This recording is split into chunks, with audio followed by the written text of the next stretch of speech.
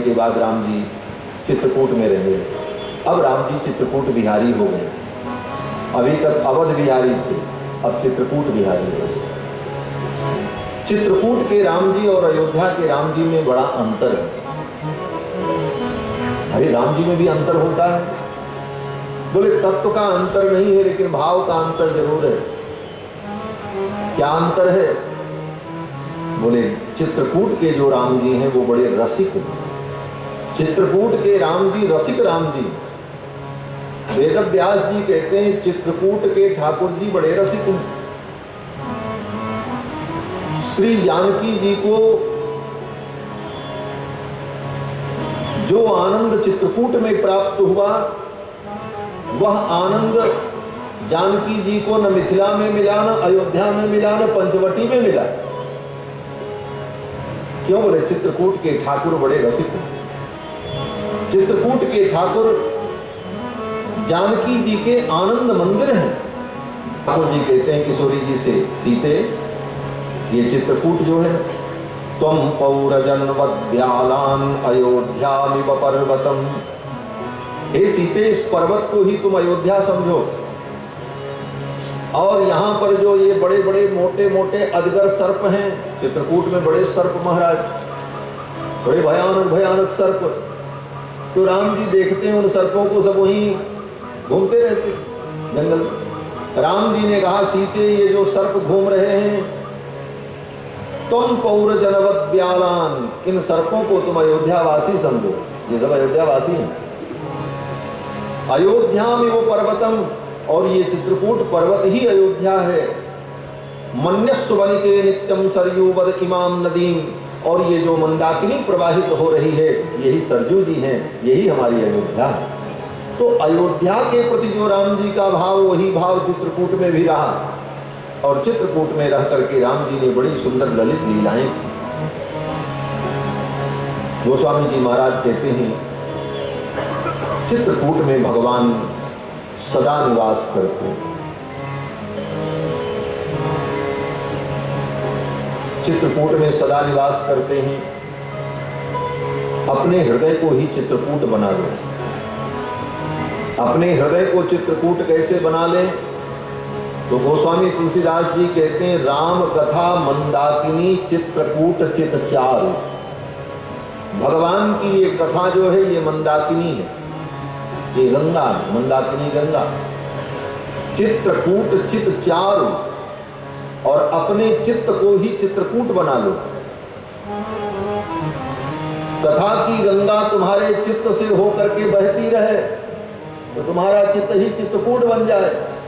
राम कथा मंदाकिनी चित्रकूट चित चारु, तुलसी सुभग स्नेह बन सिय रघुवीर बिहार। और तुम्हारे हृदय में जो चित्त में स्नेह का वन है, प्रेम का वन है, उस वन में राम जी श्री सीता रामचंद्र जी विहार करेंगे। तुम्हारा चित्त ही चित्रकूट बन जाए। इस चित्त को ही चित्रकूट बना दो। राम जी चित्रकूट में विहरण करने लगे, और चित्रकूट में रह करके राम जी ने बड़ी अद्भुत अद्भुत लीला की है। राम जी के बिना ये जीवन व्यर्थ है, ये कहते हुए दशरथ जी रोने लगे। और अर्धरात्रि में रोते हुए दशरथ जी ने अपने प्राणों का त्याग कर दिया। गोस्वामी तुलसीदास जी कहते हैं 6 बार राम राम कह करके दशरथ जी ने अपने प्राणों का त्याग किया। मरते समय एक बार राम नाम मुंह से निकल जाए तो उसकी सदगति हो जाती है। कहते हैं कि जन्म जन्म मुनि जतन कराही, अंत राम कही आवत न। जन्म जन्म बड़े बड़े मुनि जतन करते हैं कि अंतिम समय में राम नाम मुख में आ जाए, नहीं आता। और दशरथ जी महाराज बोले 6 बार राम राम कह करके अपने प्राणों का त्याग किया। गोस्वामी तुलसीदास जी महाराज लिखते हैं कि राम राम कही राम कही, राम राम कही राम, तनु परिहरि रघुवर विरह राव गयो सुर। 6 बार राम राम राम कहते हुए दशरथ जी ने अपने प्राणों का त्याग कर।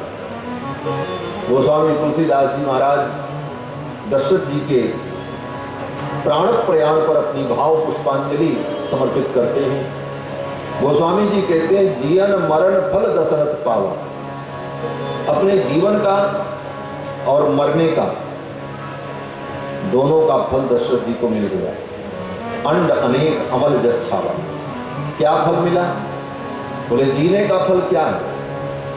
बोले जीने का फल ये है कि इस जीवन में राम जी की भक्ति कर लो, राम जी का दर्शन कर लो, राम जी से प्रेम कर लो, ये जीवन का फल है। और मरने का फल क्या है? बोले राम जी का स्मरण करते हुए, राम जी को याद करते हुए इस दुनिया से विदा हो जाओ, यही मरने का फल है। गोस्वामी जी कहते हैं कि जियत राम विधु बदन निहारा। जब तक जीवित रहे राम जी का मुख देखा, और राम विरह करे मरण सवारा, और राम जी के विरह में प्राणों का त्याग करके अपने मरण को संवार लिया। दोस्तों भगवान को याद करके दुनिया से विदा हुए तो कोई चिंता नहीं। कहाँ जाएंगे? बोले इसकी कोई चिंता नहीं। राम का नाम लेकर जो मर जाएंगे, ये न पूछो कि मरकर किधर जाएंगे, ये जिधर भेज देंगे उधर जाएंगे। ठाकुर जी जहां भेजेंगे वहां जाएंगे, क्या चिंता। फिर तो दशरथ जी महाराज ने प्राणों का त्याग कर दिया। गते धरात्रे भृषद कपीडितः तदा जहु प्राण मुदार दर्शन। दूसरे दिन प्रातः काल गुरुदेव वशिष्ठ ने संपूर्ण व्यवस्था संभाली। दूतों को कहा कि कई देश जाओ और भरत को बुला करके लाओ। भरत जी आए हैं। दशरथ जी का अंतिम संस्कार संपन्न किया। और फिर भरत जी को जब राजा बनाने की बात आई तो भरत जी ने कहा हम चित्रकूट जाएंगे, भैया राम को मना करके ले आएंगे, राजा तो वही। भरत जी के इस विचार को सुनकर लोग बड़े प्रसन्न हुए। और फिर भरत जी महाराज पिता का अंतिम संस्कार करके सारे नियम पूर्ण करने के बाद चित्रकूट की यात्रा करते हैं। चित्रकूट की यात्रा में भरत जी जब चित्रकूट पहुंचे, भगवान श्री राम को देखा, दौड़ पड़े रोते हुए। भ्रातर भ्रातर पुनः भ्रातर भ्रातर भ्रातर मुहुर मुहुर, भैया भैया भैया कहते दौड़ पड़े। राम जी के चरणों में गिर पड़े। भूतल पड़े लपुट की नाई। राम जी ने उठा करके भरत को हृदय से लगा लिया। फिर तो संपूर्ण सभा बैठी। भरत जी ने अपना पक्ष रखा कि ये राज्य आप स्वीकार करो, आप अयोध्या चलो। राम जी ने मना कर दिया। राम जी ने कहा भरत, जिन पिता ने अपने सत्य की रक्षा के लिए अपने प्राण त्याग दिए, उन पिता के वचन को सत्य करना तुम्हारा भी दायित्व है, मेरा भी दायित्व। और पिता का वचन सत्य तब होगा जब मैं 14 वर्ष वन में रहूं और तुम अयोध्या में रहो। और मेरी रुचि यही है कि मैं 14 वर्ष वन में रहूं और तुम अयोध्या में रहकर प्रजा का पालन करो। हाँ, मैं ये वचन देता हूं कि तुम यहां तक आए, चित्रकूट तक, इसलिए मैं वचन देता हूं कि 14 वर्ष बाद लौट करके आऊंगा और अयोध्या का राज्य में स्वीकार कर लूंगा। अगर तुम यहां तक ना आते, अयोध्या में तुम्हारा राज्याभिषेक हो जाता, तो तुम्हारे राज्य में विघ्न करने के लिए मैं कभी लौट करके ना आता। मैं सदा पूरा जीवन वन में व्यतीत कर लेता, लेकिन तुम्हारे प्रेम को, तुम्हारे हार्द को देखकर मैं प्रतिज्ञा करता हूं 14 वर्ष की अवधि पूर्ण करके मैं अयोध्या लौट करके आऊंगा। भरत जी को इतने में ही संतोष हुआ। भरत जी ने सोचा चलो आने के लिए कह दिया, अब तो आना तय है प्रभु का। भरत जी ने कहा प्रभु, अयोध्या के साम्राज्य का संचालन मैं कैसे कर पाऊंगा, मैं बालक हूं, इस गुरुतर भार को मैं कैसे उठा पाऊंगा। आप कृपा करके कोई आश्रय दो।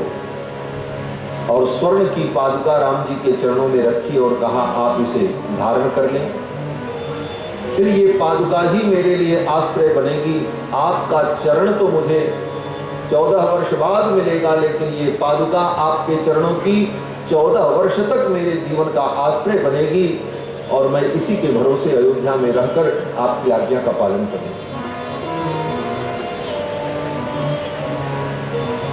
राम जी उस पादुका पर खड़े हो गए। अधिरोहार्य पादाभ्याम पादुके हेम भूषिते और वह स्वर्ण मंडित पादुका भरत जी को प्रदान की। भरत जी ने उन पादुकाओं को अपने सिर पर धारण किया। प्रभु कर कृपा पावरी दीनी, सादर भरत शीश धर लीनी, चरण पीठ करुणा निधान के, जनजुग जामित प्रजा प्राण के। उन दोनों पादुकाओं को भरत जी ने अपने सिर पर धारण किया और सेवकों से कहा छत्र लगाओ। उन पादुकाओं के ऊपर छत्र लगाया गया। सेवक चमड़ डुलाने लगे। श्री सीतारामचंद्र जी के रूप में अनुभव करते हुए उन पादुकाओं को लेकर के भरत जी अयोध्या आते। गोस्वामी जी कहते हैं अस सुख जस सी राम रहे, मानो श्री सीतारामचंद्र जी का एक अवतार हो गया, पादुका अवतार। एक पादुका सीता जी हैं और एक पादुका राम जी हैं। भरत जी को यही लगा सीता रामचंद्र जी तो हमारे साथ अयोध्या कर गए। उन पादुकाओं को लेकर के आए, नंदिग्राम में उन्हें स्थापित किया और उन पादुकाओं के चरणों में बैठकर भरत जी प्रजा का पालन करते हैं। राम जी चित्रकूट में रहे। भरत जी के जाने के बाद राम जी ने लक्ष्मण से कहा, लक्ष्मण अब यहाँ रहना ठीक नहीं है।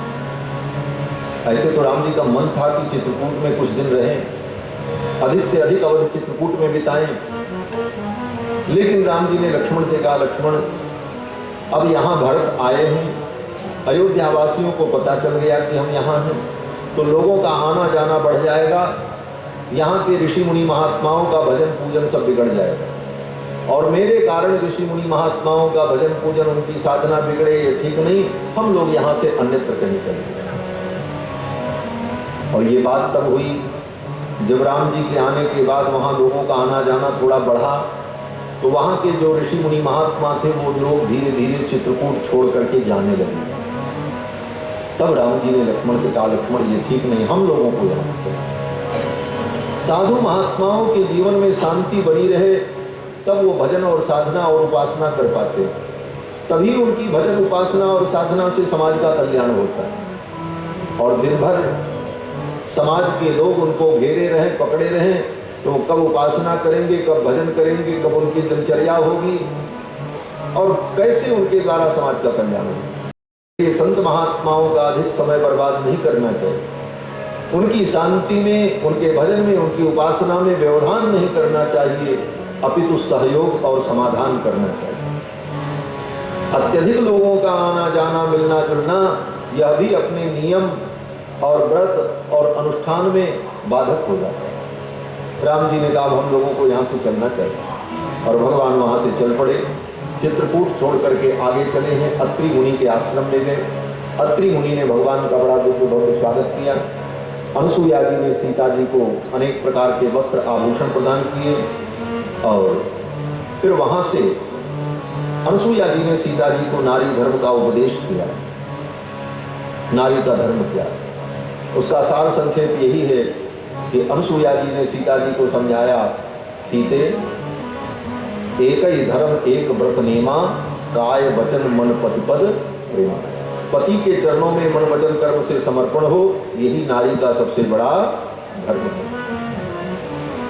फिर भगवान वहां से आगे चले और भगवान घूमते हुए पंचवटी पर। रास्ते में भगवान ने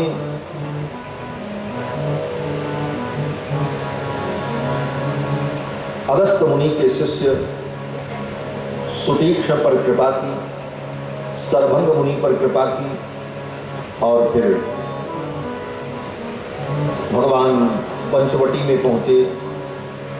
अगस्त्य मुनि का दर्शन किया और अगस्त्य मुनि का दर्शन प्राप्त करके पंचवटी में रहने का विचार किया। वहीं पर गृद्धराज जटायु से भगवान की भेंट हुई।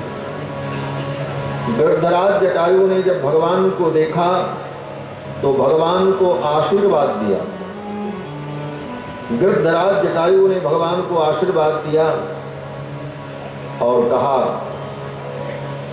कि राम, तुम मेरे मित्र दशरथ जी के पुत्र हो, तुम्हारे पिता दशरथ जी महाराज मेरे मित्र हैं। मित्र के पुत्र होने के कारण मेरे पुत्र के समान हो। हे वत्स, हे राम, तुम्हारा मंगल हो। गृद्धराज जटायु ने भगवान को आशीर्वाद दिया। राम जी को बड़ी प्रसन्नता हुई। राम जी ने कहा, लक्ष्मण, आज मुझे लग रहा है मेरे पिताजी मुझे मिल गए। पिताजी के अंदर जो स्नेह है इनके अंदर है। फिर तो वहीं पर पंचवटी में भगवान ने कुटी बनाई और निवास करने लगे। एक दिन गोदावरी में स्नान करके भगवान लौटे और ज्यों ही आकर के भगवान अपनी कुटिया में बैठे तब तक शूर्पणखा नाम की राक्षसी आ गई। ये आई थी गोदावरी के तट पर, देखा भगवान के चरण चिन्ह बने थे। गोदावरी से स्नान करके भगवान जब चले तो उनके चरण के चिन्ह बन गए मिट्टी में। उन चरण चिन्हों को देख करके शूर्पणखा ने सोचा इतने सुंदर चरण चिन्ह ये किसके हो सकते हैं? जिसके चरण का चिन्ह इतना सुंदर है उसका चरण कितना सुंदर होगा, और जिसका चरण इतना सुंदर होगा उसका कर कमल कितना सुंदर होगा, जिसका कर कमल इतना दिव्य सुंदर होगा उसका मुख कमल कितना सुंदर होगा। ऐसे सुंदर पुरुष का तो दर्शन करना चाहिए। भगवान के चरण चिन्हों को देख करके वो चल पड़ी और उन चरण चिन्हों को देखते देखते राम जी के पास आ गए। ये भी बड़ा सुंदर संकेत है। भगवान के सन्निकट अगर पहुंचना है तो ठाकुर के चरण चिन्हों का अनुसरण करो। शूर्पणखा जैसी राक्षसी भगवान के चरण चिन्हों का अनुसरण करके उनके चरणों तक पहुंच गई। हम भी भगवान के चरणों का अनुकरण करें, उनके चरणों के आश्रित बन जाएं तो हमें भगवत प्राप्ति हो जाए। शूर्पणखा पहुंची, देखा राम जी को देख करके बेवल हो गई। महाराज शूर्पणखा ने राम जी से कहा आप बड़े सुंदर हो, आप हमसे ब्याह कर लो। आज तक कोई पुरुष हमको पसंद नहीं आया, आप ही पसंद आए हो। शूर्पणखा ने कहा मन माना कछु तुम ही निहारी, आपको देख करके थोड़ा हमारा मन तैयार हुआ है, आज तक कोई समझ में ही नहीं आया। महाराज विवाह तो माता पिता करते हैं, बेटा बेटी समझने लगते हैं, इसीलिए तो वो समझदारी आज दुख दे रही है लोगों को। कितने मिलते हैं महाराज नई उम्र के बच्चे, मैं पूछता हूँ ब्याह हुआ, बोले क्या करें कुछ समझ में नहीं आ रहा। बहुत लड़कियां आई लेकिन समझ नहीं आ रही। बोले तुमको समझने की जरूरत ही नहीं है, ये सब समझना माता पिता का काम है। माता पिता जिसके साथ तुम्हें बांध दें, गांठ जोड़ दें, उसके साथ तुम निर्वाह कर लो। ये सनातन धर्म, ये सनातन धर्म की परंपरा है। तुम समझोगे, इतनी समझ तुम्हारे में कहां से आएगी। इसलिए परंपराएं भी बहुत कुछ हमें देती हैं और परंपराओं को चुपचाप स्वीकार कर लेने में भी बहुत कुछ काम बन जाता है। शूर्पणखा ने कहा मन माना कछु तुम ही निहारी, तुमको देख करके हमारा कुछ मन तैयार हुआ है कि ब्याह कर लें, आप अच्छे हो। भगवान श्री राम मुस्कुराने लगे। महर्षि वाल्मीकि कहते हैं देखो ये राम जी से ब्याह करने आई है, दूर दूर तक दोनों में कोई समानता नहीं है। क्या अंतर है? वाल्मीकि जी कहते हैं सुमुखम दुर्मुखी रामम। सुमुखम राम जी का मुखमंडल अत्यंत सुंदर है, और ये बोले दुर्मुखी बड़ी भयानक। आई तो थी सज धज करके, रुचिर रूप धरी, प्रभु कहीं आई, सुंदर रुचिर रूप धारण करके आई थी। लेकिन वाल्मीकि जी कहते हैं दुर्मुखी है तो बड़ी भयानक, लेकिन ऊपर से लीपा पोती करके आई हो। जैसे कोई कुरूप स्त्री हो और ब्यूटी पार्लर में चली जाए तो सज धज करके कुछ और ही दिखने लग जाती, ऐसे वो भी ब्यूटी पार्लर में गई, इतना सजोज करके आई। बाल भी उसके सफेद हो गए थे। बलिनी श्वेत मूर्धजा, महर्षि वाल्मीकि कहते हैं उसके बाल सब सफेद हो गए थे, बूढ़ी हो गई थी, लेकिन अपने बालों को भी रंग करके आई थी। महाराज आई ब्याह करने के लिए और काम से ब्याह करना। राम जी ने शूर्पणखा को सही सही बात बताई। ऋजु बुद्धि तया सर्वम आख्यात मुपचक्र में। राम जी बड़े ऋजु हैं। ऋजु माने सीधे। यद्यपि नीति कहती है सफे साठ्यम समाचरे, सठ के साथ सठता करनी चाहिए, चालाक के साथ चालाकी करनी चाहिए, लेकिन राम जी इतने सीधे हैं कि कहाँ चालाकी की जाए ये भी नहीं मालूम। अब ऐसी शूर्पणखा आ जाए तो उससे तो चतुराई से बात करना चाहिए, लेकिन राम जी ने सब कुछ बता दिया अपना भेद। देखो, हम राजा दशरथ के पुत्र हैं, हमारा ब्याह हो गया है, ये हमारी पत्नी है, हमने एक पत्नी व्रत ले रखा है, हम तुमसे ब्याह कर नहीं सकते। हाँ, मेरे भाई लक्ष्मण हैं, अगर वो करना चाहे तो उनसे तुम कर लो। तुरंत उसने अपना निर्णय बदल दिया, लक्ष्मण जी के पास आ गए, बोले हाँ तुम ही कर लो। लक्ष्मण जी को बड़ा आश्चर्य हुआ, अभी तक तो प्रभु को चाहती थी, अब मेरे पास आ गई। ऐसे प्रभु को छोड़कर ये मेरे पास आ गई, इतने जल्दी इसने अपना निर्णय बदल दिया, तो ये मुझे छोड़ करके कहां चली जाएगी, कौन ठिकाना इसका। जब प्रभु को ये छोड़ करके भाग आई, त्रिभुवन कमनीय कोटि कोटि कंदर्प दर्प दलन पटियान सर्वतो ज्यायान, ऐसे रघुनाथ जी को भी ये छोड़ दी और मेरे पास आ गई, निर्णय बदल दिया, तो क्या ठिकाना इसका, ये हमको कब छोड़ के चली जाए। ऐसी स्त्री से क्या ब्याह करना। लक्ष्मण जी ने कहा देखो, तुम मुझसे विवाह मत करो, तुम तो उन्हीं के पास जाओ।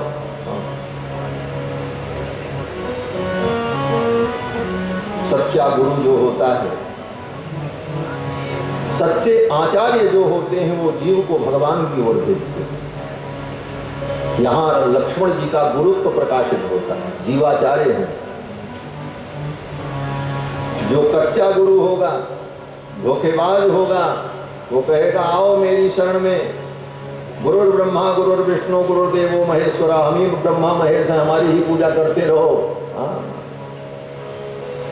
देखो, दुनिया में कुछ चीजें, कुछ बातें ऐसी हैं, उसको कितने अंश में समझना चाहिए ये अभी लोग नहीं जान पाते। अब ये जो लिखा है गुरुर ब्रह्मा गुरुर विष्णु गुरुदेवो महेश्वरा, ये किसके लिए है? शिष्य के लिए। शिष्य ये भावना करे कि मेरे गुरु ब्रह्मा विष्णु महेश के स्वरूप है। लेकिन गुरु अगर ये समझ ले कि हम ब्रह्मा बन गए, हम विष्णु बन गए, बोले उस गुरु को नरक होगा, वो गुरु नरक में जाएगा।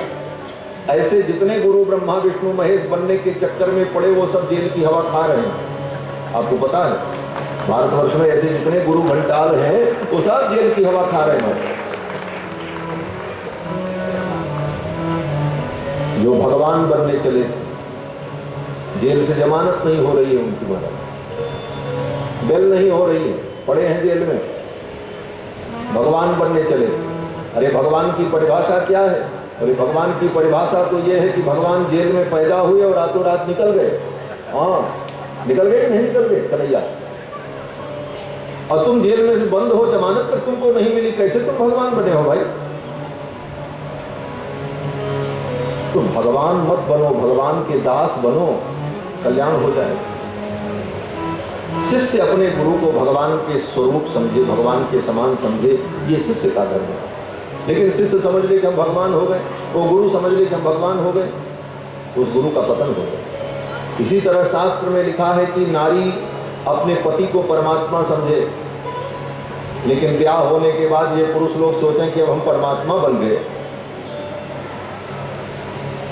और घर में अपनी पत्नी को बोले देखो अब हम परमात्मा हैं, अब दूसरे परमात्मा का नाम मत लो, हमारी आरती उतारो रोज, तो वो पुरुष नरक में चला जाएगा। नारी ये भावना करे कि मेरे भगवान इनके अंदर है, ये भगवत रूप है, लेकिन पुरुष अपने को भगवान मान ले तो गड़बड़ बात है। लक्ष्मण जी के पास शूर्पणखा आई। लक्ष्मण जी चाहते तो उसको अपने चरणों में रख लेते, बोले हाँ ठीक है चलो। वो क्या कर लेती लक्ष्मण जी का, कुछ बिगाड़ तो पाती नहीं। और लक्ष्मण जी के अंदर अगर चालाकी होती तो लक्ष्मण जी कहते हाँ हाँ ठीक है चलो रहो, हम तो क्या करते हैं तुमको। लक्ष्मण जी सोचते चलो एक नौकरानी तो कम से कम मिल गई, हाँ जंगल में काम करेगी, कुछ सेवा करेगी, सहयोग करेगी। लेकिन लक्ष्मण जी सच्चे गुरु, सच्चा गुरु वही है जिसके पास कोई जीव किसी भी प्रकार से आए तो उस जीव को भगवान के चरणों में दे। ये गुरु का गुरुत्व है। गुरु गोविंद दो खड़े काके लागू पाए, बलिहारी गुरु आपने जिन गोविंद दियो बता। ये गुरु का गुरुत्व है। लक्ष्मण जी ने भेज दिया, बोले जाओ उन्हीं के पास, कल्याण वहीं होगा। और भेजा और चुपचाप वो चली जाती लक्ष्मण जी की बात मान करके, अपने गुरु की वाणी पर वो विश्वास कर लेती, लक्ष्मण की वाणी पर विश्वास करके टिक जाती। तो हो सकता है राम जी अपना नियम बदल देते। बोले राम जी नियम बदल देते? अरे बोले कई बार भगवान ने बदला है भाई। क्या बदला है? बोले अपना मान भले टल जाए पर भक्त का मान न टलते। भक्तों के लिए भगवान अपने नियम कई बार तोड़े हैं। अगर वो पक्की भक्त होती, अपने गुरु की वाणी पर विश्वास करके ठाकुर के चरणों में बैठ जाती, तो शायद राम जी कुछ संशोधन करते। लेकिन फिर वो राम जी को छोड़ करके लक्ष्मण जी के पास। तब लक्ष्मण जी ने कहा कि इसको हमने सही रास्ता बताया, इसको वैकुंठ का रास्ता बताया, इसको परम पद का रास्ता बताया, और वो इस रास्ते पर चलने को तैयार नहीं। तब लक्ष्मण जी ने उसका नाक कान दंड दिया। गुरु का धर्म है शिष्य को भगवान के चरणों में लगाना, लेकिन इसके बाद भी वो भगवान के चरणों में न लगे, गुरु की आज्ञा न माने, तो ऐसे शिष्य को दंड देना चाहिए, उसे सुधारने का प्रयत्न करना चाहिए। लक्ष्मण जी ने नाक कान काट लिया। नाक कान जब काट लिया, महाराज वो चिल्लाती हुई भगी। एक महात्मा कहते थे, महाराज लक्ष्मण जी ने बड़ी चतुराई से नाक कान काटा होगा। बोले क्यों?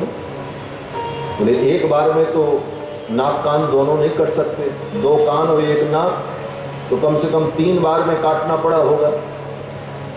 तो जब लक्ष्मण जी ने काटा नाक कान,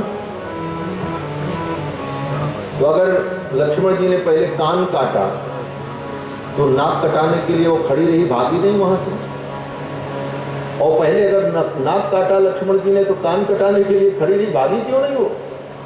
जब नाक कान तीनों कट गए, दोनों कान और नाक, तब वो भागी वहां से।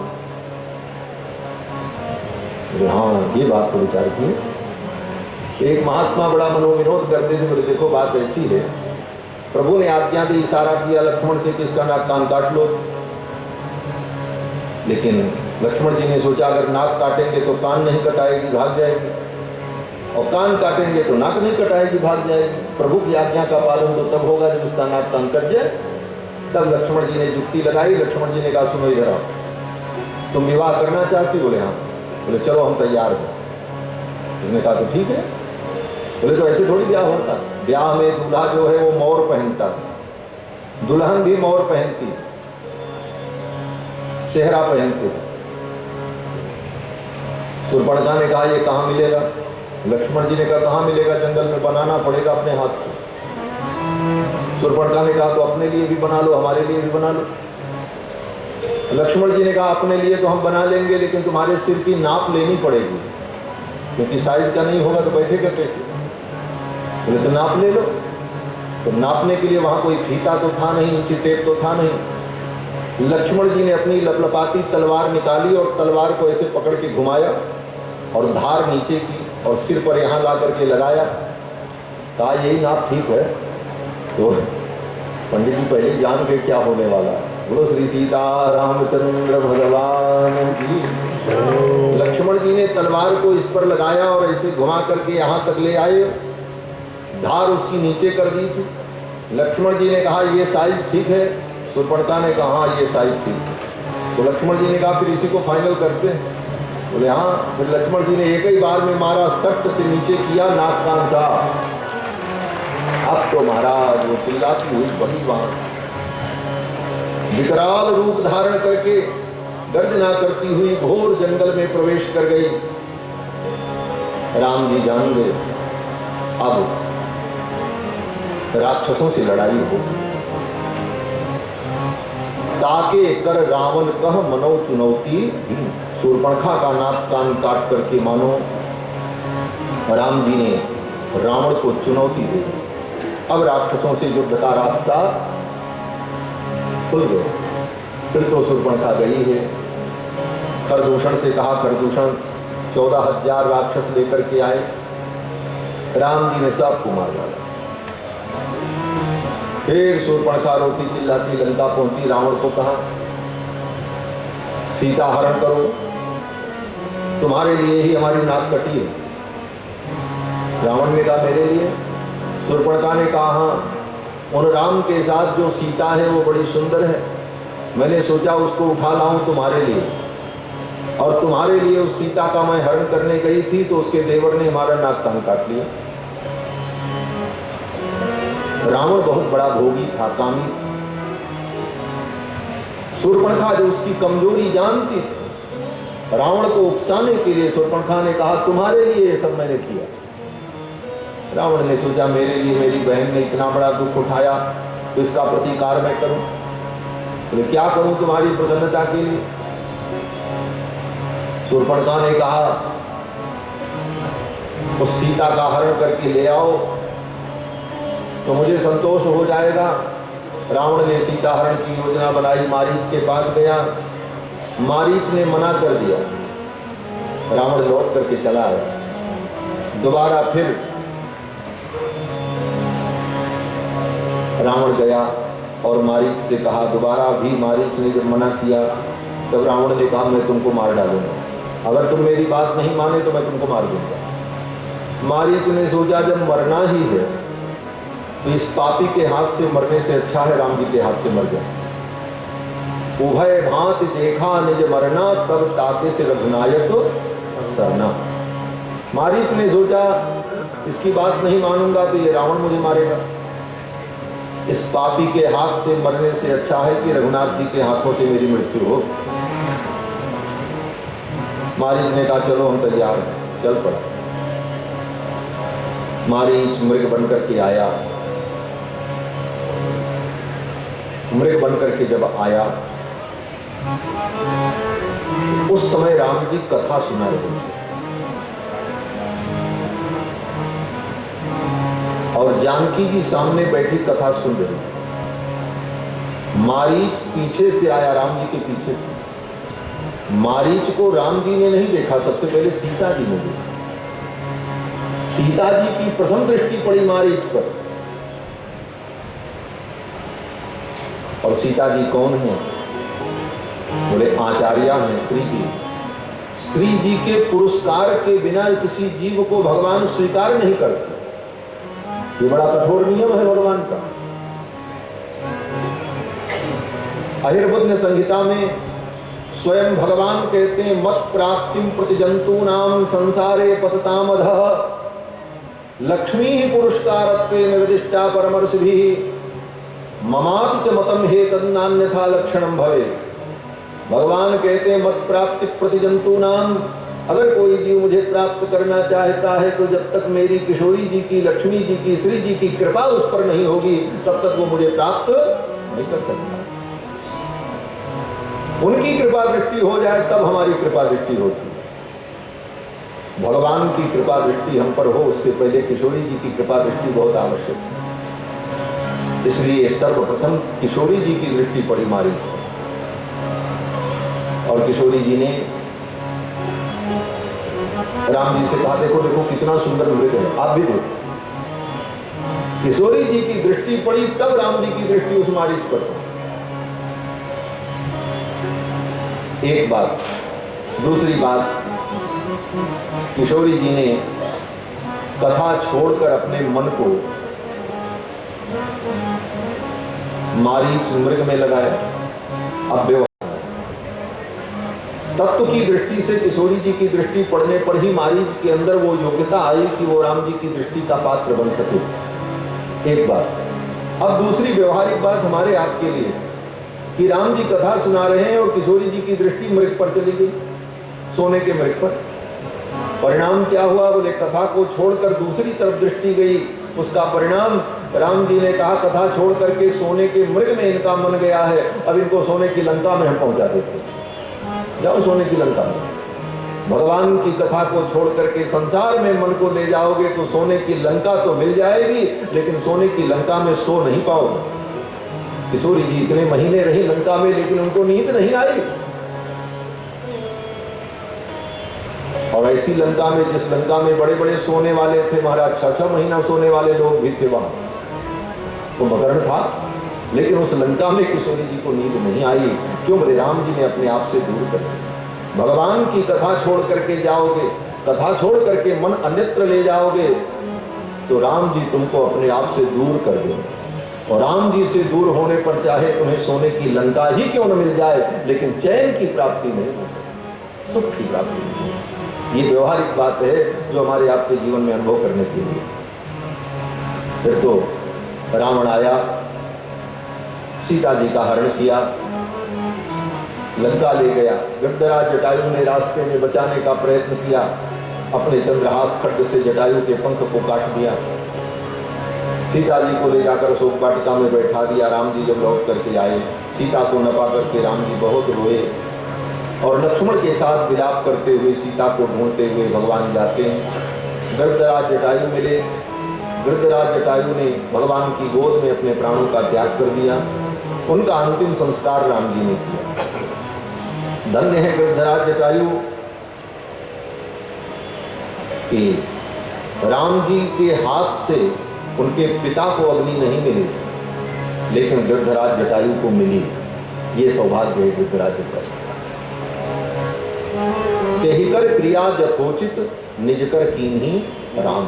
राम जी ने अपने हाथों से गृद्धराज जटायु का अंतिम संस्कार किया और फिर वहां से आगे बढ़े। किष्किंधा आए हैं, सुग्रीव से मित्रता हुई, बाली का वध किया। फिर वानरों को चारों दिशाओं में जानकी जी का पता लगाने के लिए सुग्रीव ने भेजा है। हनुमान इत्यादि वानर दक्षिण दिशा में गए, समुद्र पार करके लंका पहुंचे हनुमान जी, और श्री जानकी जी का पता लगा करके हनुमान जी आए। और जब राम जी को बताया तो भगवान श्री राम ने कहा युद्ध की तैयारी हो। प्रश्न हुआ समुद्र कैसे पार करें? बोले सेतु बनाया गया। नल नील, ये भगवान की सेना में वानर, नल ने सेतु बनाया। 5 दिन में वो सेतु बनकर के तैयार हुआ। मात्र 5 दिन लगे थे बनने में, बस। क्या इंजीनियरिंग रही होगी। और वाल्मीकि रामायण में पढ़ो, एक बानर सूत पकड़ करके उधर खड़ा होता है, एक बानर सूत पकड़ करके इधर खड़ा होता है, एकदम लेवल से सब काम हो रहा है। नाप जोक करके इंजीनियरिंग के अनुसार इंजीनियर जैसे काम करता है उसी प्रकार सेतु का निर्माण हुआ। बड़े बड़े लकड़ी के यंत्र थे, जिन यंत्रों के द्वारा पत्थरों को ला करके वहां सेट किया जाता है, तब वर्णन है रामायण में। और 5 दिन में बन करके वो सेतु तैयार हो गया। जब सेतु बन गया तो ये हुआ कि इसका उद्घाटन, जब सेतु का उद्घाटन होता है तो सेतु का नामकरण होता है। बहुत से भारत में सेतु हैं बड़े बड़े, शास्त्री ब्रिज, गांधी ब्रिज, क्या क्या नाम होता है। लेकिन ये सेतु बनकर के तैयार हुआ तो इसका नाम राम सेतु नहीं रखा गया। आपको बता दें, तो पत्रकार लोग, मीडिया वाले लोग चर्चा करते हैं तो राम सेतु तो कहते हैं, लेकिन उसका नाम राम सेतु नहीं है। राम जी के आदेश से वो सेतु बना, पराक्रम राम जी का ही था, लेकिन राम जी के नाम पर उस सेतु का नाम नहीं रखा गया। उसका नाम रखा गया नल सेतु। रामायण नल ने बनाया था, इसलिए नल सेतु। आज बड़े बड़े इंजीनियर सेतु बनाते हैं और नाम किसका होता? बोले गांधी सेतु।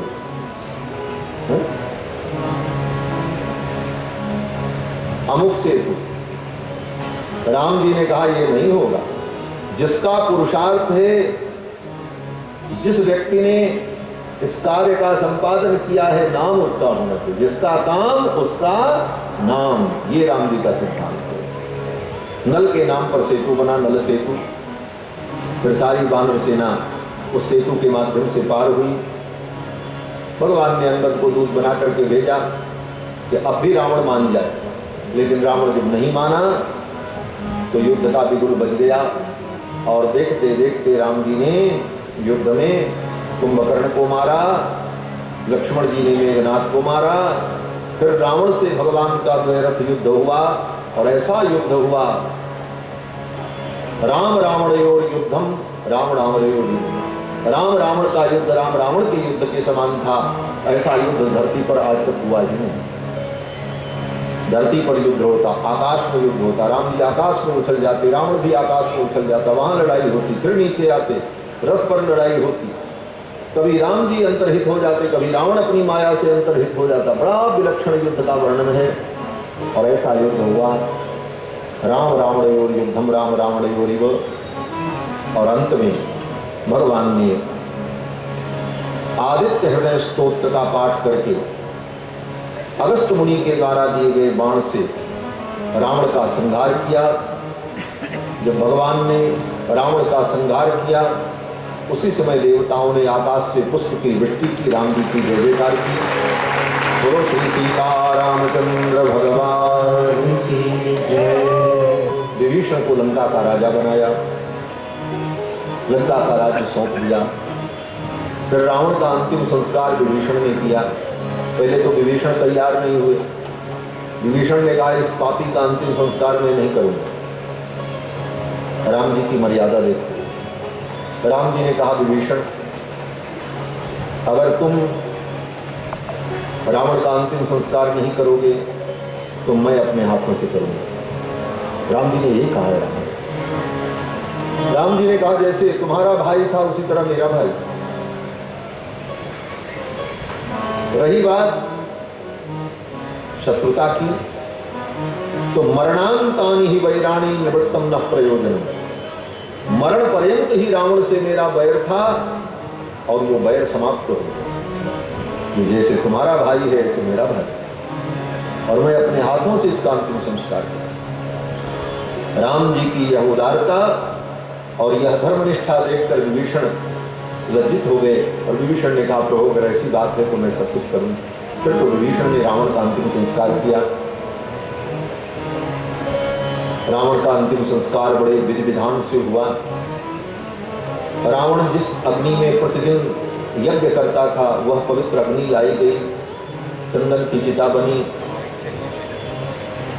उसके यज्ञ के जितने पात्र थे रावण के, जिन पात्रों से वो यज्ञ करता था, प्रोक्षणी, प्रणीता, श्रुव, यज्ञ के जितने उसके पात्र थे, प्रोक्षणी, त्रीणि पवित्रे द्वे, आद्य स्थाली, चरुस्थाली, वो समस्त पात्र उसके घृत से भर भर करके उसके शरीर पर रखा गया। स्वर्ण के खंड रखे गए। फिर राक्षस था, उसकी आत्मा की तृप्ति के लिए अनेक वन्य पशुओं को मारकर उन पशुओं को शरीर के सहित उसकी चिता में रखा गया। तो राक्षस था, राक्षसों के अंतिम संस्कार की ये सब विधि है। तो फिर रावण का अंतिम संस्कार हुआ। राम जी ने कहा अब मुझे अयोध्या जाना है। सब लोग आदर पूर्वक सीता जी को लेकर के आए। सीता जी की अग्नि परीक्षा हुई। अग्नि देवता ने सीता जी की पवित्रता का वर्णन किया। राम जी ने अयोध्या चलने की इच्छा व्यक्त की। विभीषण से कहा कोई उपाय करो, मैं अतिशीघ्र अयोध्या पहुंच जाऊं। विभीषण जी ने पुष्पक विमान मंगाया और फिर भगवान उस पुष्पक विमान में बैठे। जानकी जी बैठे, लक्ष्मण बैठे, हनुमान जी भी बैठे, सुग्रीव बैठे, विभीषण बैठे। अब जितने बानर थे वो बानर देखने लगे, हमको भी अयोध्या चलने का मौका मिलता, हम भी अयोध्या का दर्शन करते। राम जी समझ गए। राम जी ने कहा हाँ बैठो। सब बानर बैठ गए महाराज। जितने राक्षस जो विभीषण के परिकर थे उन सब की इच्छा थी अयोध्या का दर्शन करने। राम जी ने कहा सब बैठे। पुष्पक विमान इतना विलक्षण था, सब उसमें बैठे। उसकी विशेषता थी कि कितने भी लोग बैठ जाएं पुष्पक विमान में फिर भी एक सीट खाली रहती, फुल नहीं होता। अब तो महाराज उस पुष्पक विमान में सभी लोग बैठे और जय जयकार होने लगी। चारों तरफ लोग जय जयकार करने लगे, बोलो श्री सीतारामचंद्र भगवान की जय। विमान समुद्र के तट से उड़ा, चलत विमान कोलाहल होई, जय रघुवीर कहें सब होई। विमान चल पड़ा और विमान जब चला तो समुद्र के ऊपर जब पहुंचा तो राम जी ने सीता जी को वो सेतु दिखाया, बोले देखो ये वानरों ने सेतु बनाया। आगे युद्ध स्थल दिखाया, बोले यहां पर युद्ध हुआ। फिर किष्किंधा में जब आए तो राम जी ने कहा यही वो किष्किंधा है जहां सुग्रीव का निवास है। विमान किष्किंधा में एक बार उतरा, डायरेक्ट फ्लाइट नहीं थी, कनेक्टिंग थी।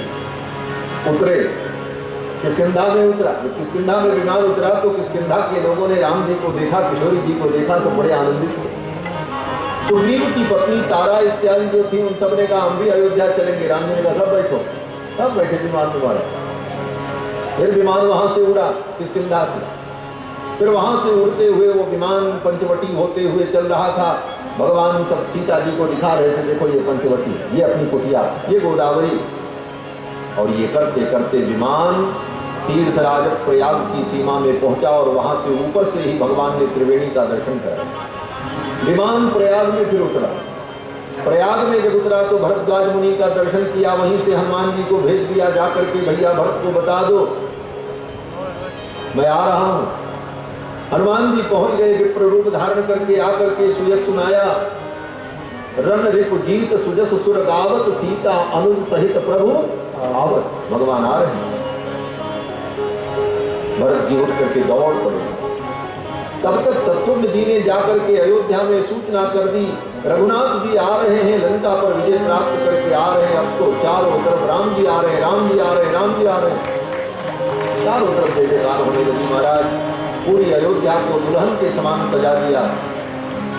घर घर बंधनवार बांधे गए, पताकाएं लगाई गई, मंगल चौक पूरे गए और मंगल शहनाई। और नंदीग्राम में विमान उतरा और जब नंदीग्राम में विमान से भगवान उतरे तब तक भरत जी अपनी पादुका लेकर के आ गए और ला करके राम जी के चरणों में समर्पण किया। ये पादुका समर्पण ही राज्य समर्पण है, राज्याभिषेक तो अभिवाद में हो, क्योंकि धरोहर के रूप में वही पादुका भरत जी लेकर के आए थे, चरणों में समर्पित कर दिया। फिर तो गुरुदेव वशिष्ठ की आज्ञा से चारों भाइयों ने स्नान किया, उनकी जटाएं खोली गई, नूतन नवीन वस्त्र धारण कराया। मंत्रियों ने कहा राज्याभिषेक हो राम जी का, किस मुहूर्त में हो? वशिष्ठ जी ने कहा कोई मुहूर्त देखने की जरूरत नहीं, एक बार हमने मुहूर्त देखा था, सब गड़बड़ हो गया। गुरु वशिष्ठ से पंडित ज्ञानी शोध के लगन धरी, समय ये लक्ष्मीपति सिंहासन पर बैठ जाएं, वही मुहूर्त है, वही नक्षत्र है, वही सुंदर सुदिन है।